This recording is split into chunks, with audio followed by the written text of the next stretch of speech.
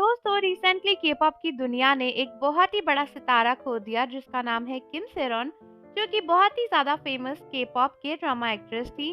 दोस्तों किम सेरॉन की मौत को लेकर जितना सब दुखी हैं, उतना ही ज्यादा ये फैक्ट हमारे लिए सरप्राइजिंग है कि इतनी कम उम्र में वो हम सभी को छोड़कर चली गई।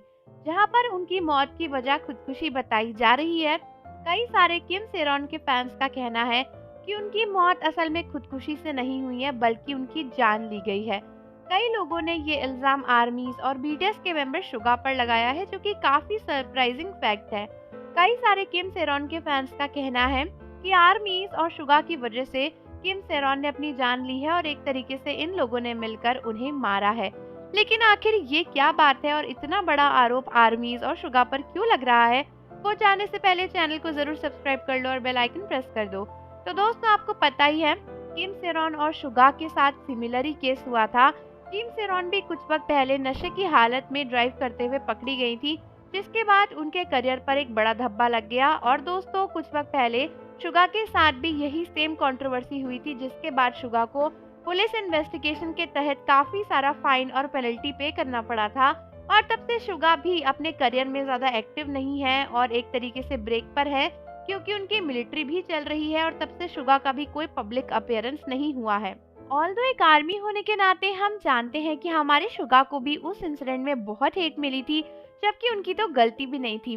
बाद में तो पता भी चल गया था कि शुगा ने कुछ किया भी नहीं है और उन्होंने तो किसी का नुकसान भी नहीं किया था, ना ही किसी और को उनके उस एक्ट से नुकसान पहुंचा था।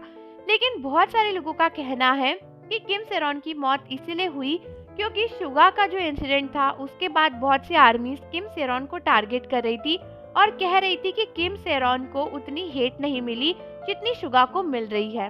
बहुत सारे फैंस का ये कहना है कि बीटीएस आर्मीज बार बार किम सेरॉन का एग्जाम्पल देती रही और कहती रही कि किम सेरॉन ने इतने सारे लोगों का नुकसान कर दिया, इतने बड़े एरिया में डैमेज कर दिया था अपनी गाड़ी से, और शुगा ने तो कुछ भी नहीं किया था, फिर भी शुगा को इतनी ज्यादा हेट मिल रही है और किम सेरॉन को तो बस कोर्ट ने ऐसे ही छोड़ दिया। ये सब बातें बहुत लोगों का ये भी कहना है कि शुगा ने इतना सब कुछ किया लेकिन फिर भी वो बस एक पॉज पर चले गए और कुछ ही वक्त बाद अपनी एक्टिविटीज के लिए वापस आ जाएंगे। वहीं पर किम सेरॉन को इतना ज्यादा बुली किया गया कि उन्होंने अपनी जान ही ले ली। तो बहुत से लोगों का कहना है कि देखा जाए तो एक तरीके से आर्मीज की हेट्रेड की वजह से किम सेरॉन बहुत ज्यादा परेशान हो चुकी थी।